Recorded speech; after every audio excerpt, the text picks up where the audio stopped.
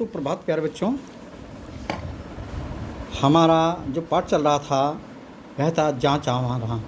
इसमें हमने कुछ नए शब्द भी लिए थे और आपको शब्द अर्थ भी कराए थे। आशा है आपने नए शब्दों को भी पढ़ा होगा और जो आपको शब्द अर्थ दिए गए थे वो भी आपने लिखे भी होंगे और याद भी किए होंगे। आज तुम्हें कुछ प्रश्न करने हैं पाठ से रिलेटेड। ईला के बारे में आपने पढ़ा था। अब आपसे क्वेश्चन किया जाता है कि ईला जैसी कोई लड़की यदि तुम्हारी क्लास में प्रवेश लेती है तो तुम्हारे मन में कौन कौन से प्रश्न उठेंगे। मैं ऑनलाइन भी क्लास लूँगा, उसमें भी बताएंगे।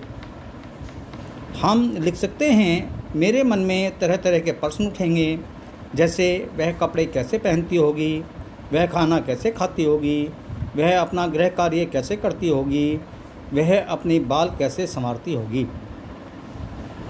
प्रश्न नंबर 2 लेते हैं हम।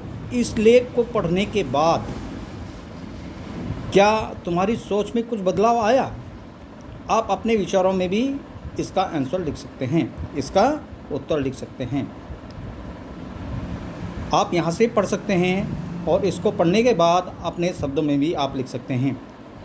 पहले मुझे लगता था कि दिव्यांग व्यक्ति शारीरिक रूप से ही नहीं वरन मानसिक रूप से भी कमज़ोर होते हैं। उन्हें सहारे और सहानुभूति की ज़रूरत होती है। वे खुद से कोई काम नहीं कर सकते। स्कूल में दाखला लेकर लिखने पढ़ने की बात तो बहुत दूर है, लेकिन अब मेरी सोच बदल गई है। अब हम उन्हें आत्मविश्वास और साहस से भरा पाते हैं। वे हमसे थोड़ा भी कम नहीं हैं, बल्कि कार्यकुशलता में हमसे आगे हैं। वे हमसे नहीं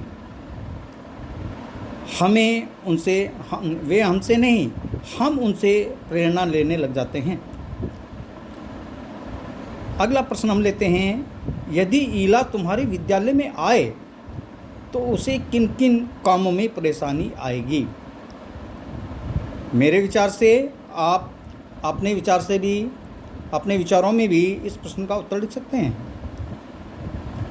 उसे अपना बैग ढोने में, लिखने में, अपनी कक्षा के साथियों के साथ झूला आदि खेलने में परेशानी आएगी।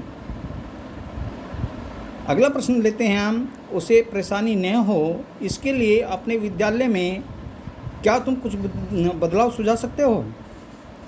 इसका उत्तर भी आप अपने शब्दों में लिख सकते हैं, यहाँ भी पढ़ सकते हैं। उत्तर है उसके लिए एक लिखने वाले की व्यवस्था की जाए या उसे सब कुछ मौखिक पढ़ाया जाए, क्योंकि ईला के दोनों हाथ काम नहीं करते थे। इसलिए यदि उसके लिए लिखने वाले की व्यवस्था हो तो ज़्यादा अच्छा है।